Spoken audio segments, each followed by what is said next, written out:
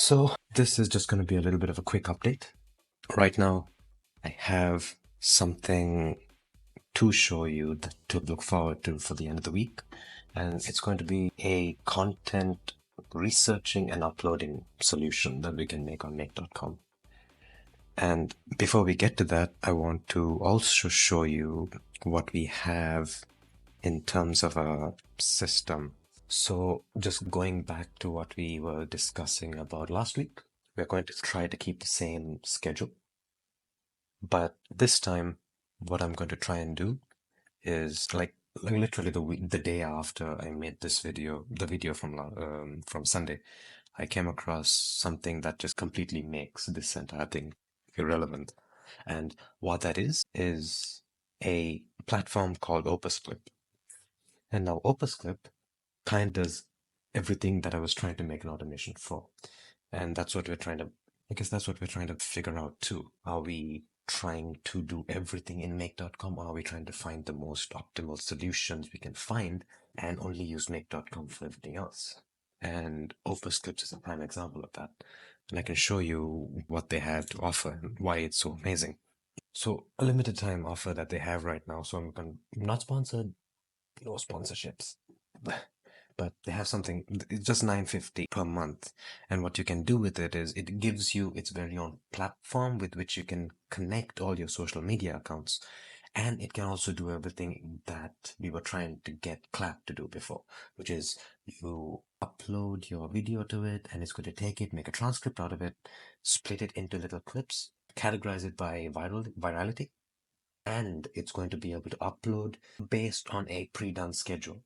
This can do all of that, and I think that's amazing. And going down, you can see it on here, the things that you can import from. So you can import from YouTube and Rumble. You can take it directly from your Google Drive, and you can upload onto social media as YouTube Shorts, TikToks, Instagrams, LinkedIn, Facebook, and they have Twitter and Snapchat coming up soon, though I don't think I'll be using Snapchat. Twitter, maybe. And then you can schedule your social media uploads on these too. And it's got storage and it's got the works. And it's amazing. It's absolutely amazing. And I am very likely going to be using this going forward when it comes to spreading the long form videos into clips. And going back to what we were going to speak about today, which is the content management system. This one is pretty neat. So basically what this is going to do is, excuse me, this is going to do is it's going to take information that you are able to, I guess, have come as newsletters, at least probably. It doesn't necessarily have to be newsletters. It could be from any medium. You could have something scrape YouTube videos if you want. But specifically in this case, we're going to make it as natural as possible. So in this case, we'll subscribe to a couple of different newsletters for a niche in which you specialize in or a niche in which you're interested in. And what it's going to do next is it's going to take and read those multiple newsletters, could be one, could be 10, and it's going to summarize each and every one of them. Once it does that, it's going to do a online research based on the pointers from that newsletter. So it's not exactly copy pasting what somebody's put in a newsletter. So no, that's not what this is doing. What this is doing is it's kind of replicating what you would do in real life. You would come across some information on news, on a newsletter, online. In this case, we're looking at newsletters. And then you go out and do some research. You'll go look at some websites, look at some news, take a look at some blog posts, some articles, and just cover some ground, get some information, some details. So we're going to make a system that does all of that. And here's the kicker. It's going to take all of that, summarize it, and it's going to upload it into storage in OpenAI.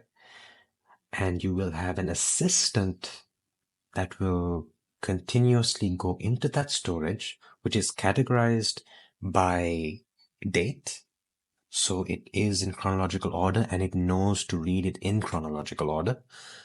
And then it's going to take that information and curate it as not really news article, but rather short form written posts.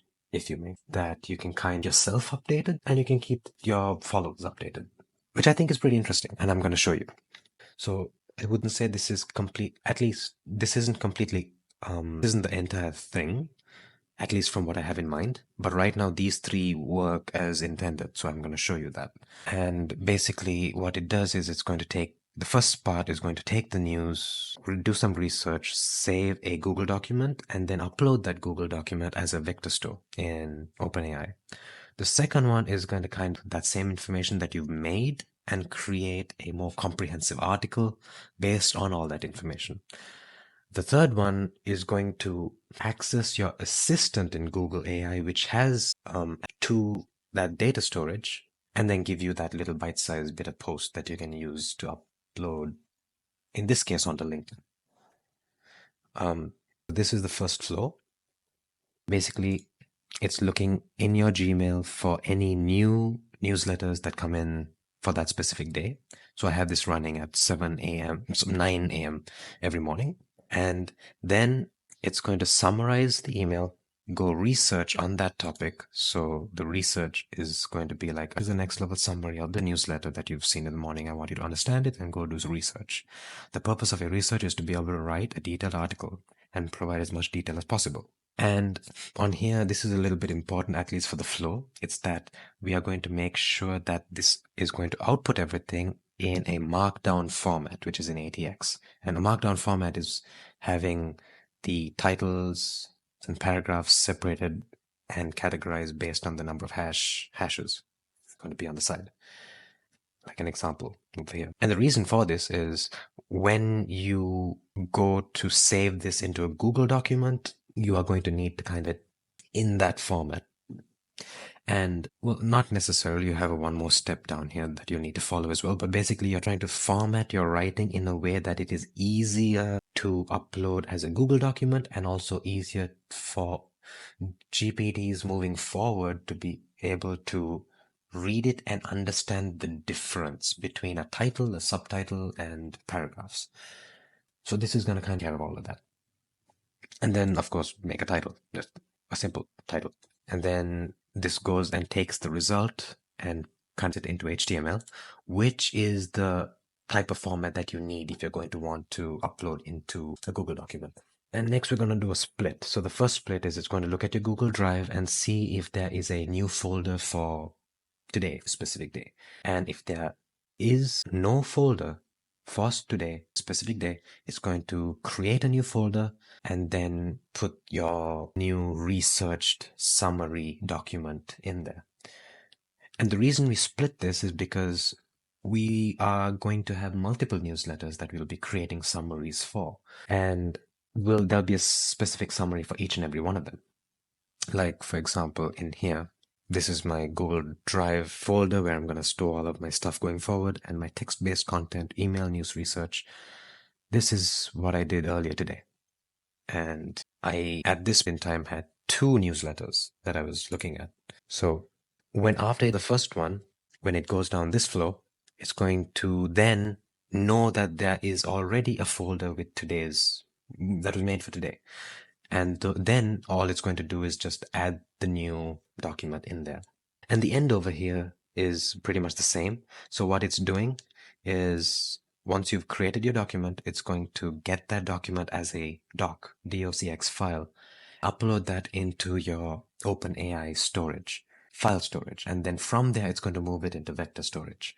And to kind of show you what that looks like is you'll need to have access to the OpenAI platform, the API of things where you can have access to your assistants and you can create API keys which you can use. You kind of need to be able to run any of these in the first place in case you haven't already done this and you're new to this. I'll probably make a video on how you can set that up one day. But story short, you can only get access to this through the paid subscription of OpenAI, and then based on your usage, you're going to be charged a certain amount every time you use OpenAI through its backend. And right now, you kind of 3 documents that have been uploaded on here. So every time this runs, this is going to upload a file into this storage, and then it's going to transfer that into the vector store, which I have set up here. for email research summaries. And right now there's kind of 3 in here. And the power of this is it's going to be cumulative. So you're going to be able to keep adding to this every single day. And this is going to be a store of knowledge for your OpenAI assistant, which will have access to this. And speaking of the assistant, you'll go up here into the assistant section. And right now I have one assistant, Kai.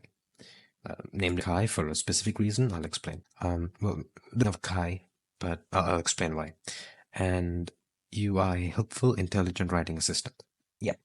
And it has access to that specific vector storage that we had set up.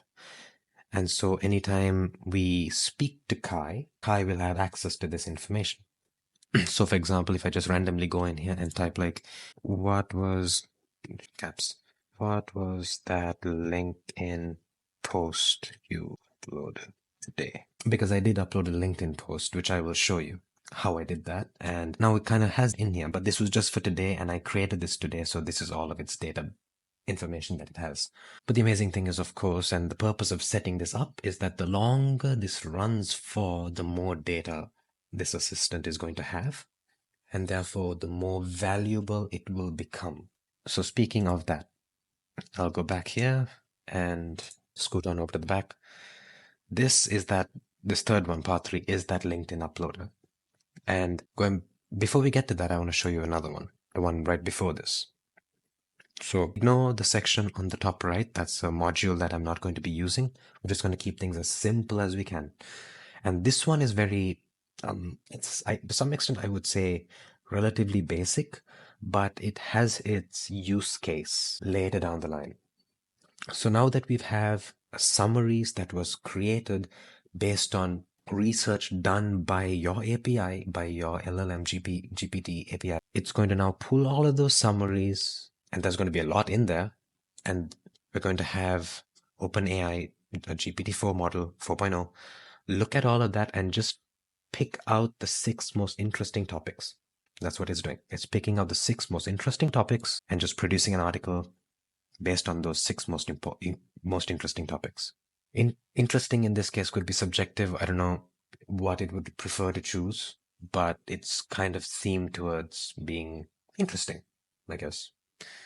And the reason for this is now that it's done that, it's going to bring it to a size that is more manageable and tolerable for people to read.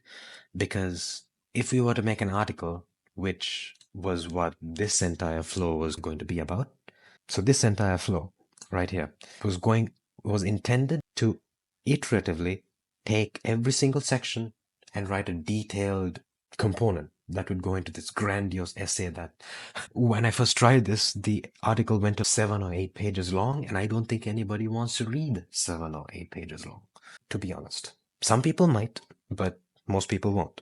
It might work for a blog, but to be fair, I really don't see many people trying to read a blog written by this type of system.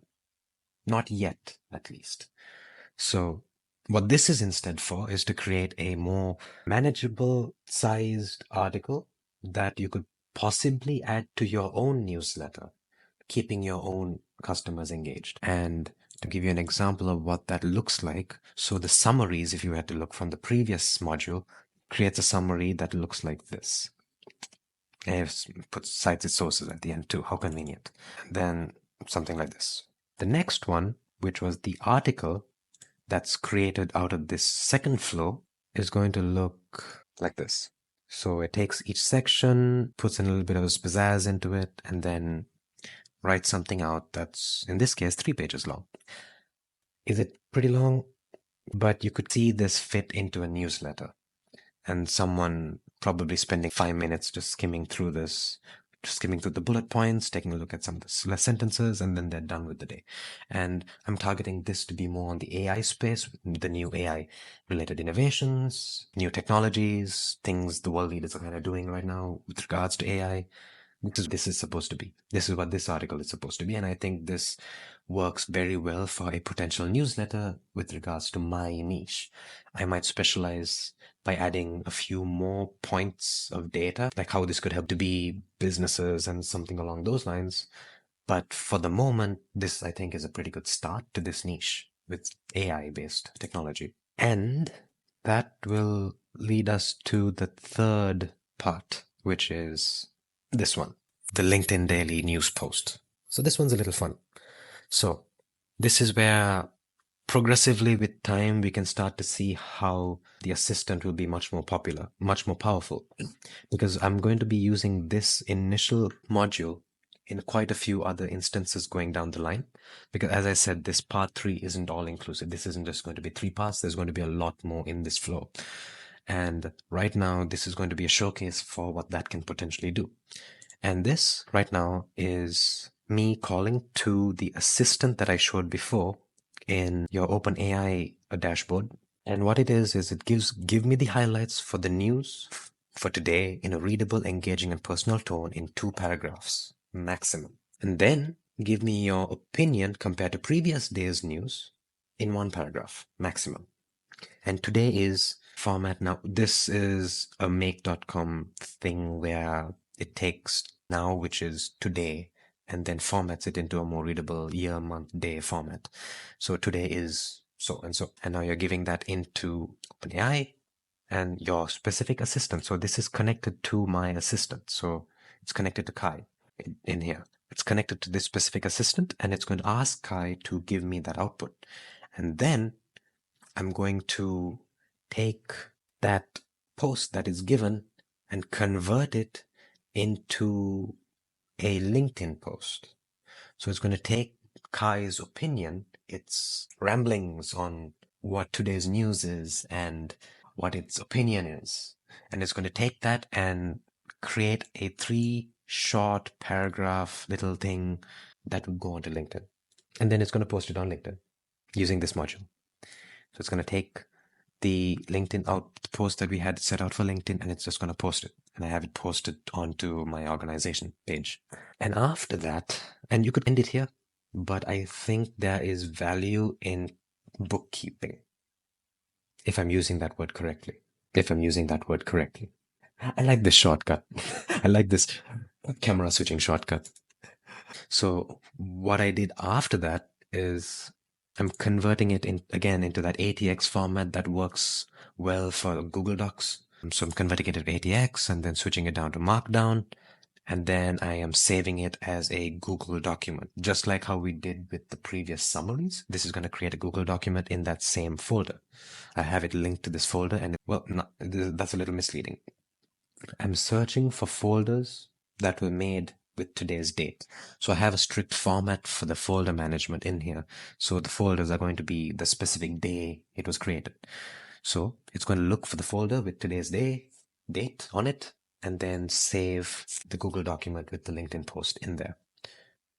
So going back, LinkedIn post. Very simple, small, very short, very simple, very appropriate for LinkedIn posts. No one's going to sit and look at a overly... If you have to scroll 3 times when you're reading a LinkedIn post, you're doing it wrong. So this kind of does that well. And again, after that's created, it's going to upload it into the file storage. And so, as you saw before, that's what was in here. And the reason is it's good bookkeeping. So not only will the assistant know the summaries, but it will also know what it's gone and what its output was like in the real world, rather online. And a good thing for this is, let's say hypothetically going down a month or 2. You want to ask the assistant to be like, give me a recap of what happened this past month. You could ask it to write it in a transcript that you can convert into an audio file. And in there, it's going to be like a 5 to 10 minute discussion about things that have transpired over the month. And imagine it having a little nuance somewhere in there, being like I mentioned a couple of weeks ago, we so and so, just having that little personal nuance, being like, oh, I remember this from then, and how this happened then, and how this is happening now compared to then. For it to be able to give such real time and very realistic responses is what I am aiming for. with this database. And that's what this is supposed to be. And I can show you what my LinkedIn looks like. Follow me. Anyways, so let me get back. Kaizhen. So 2 hours ago, this was the post that it put up there. Added a little bit of some hashtags down here. Simple, hey LinkedIn family. Hey LinkedIn family. Exciting times in the tech world today. If you've been following today, the sheer scale of and variety of breakthroughs, especially Apple's head turners, make it clear we're stepping into a new era of AI. Stay tuned. I am Kai, and I'll keep you in the loop with the latest AI news, bringing it to you like a true news report. So that could be better, but it's good enough for our purposes.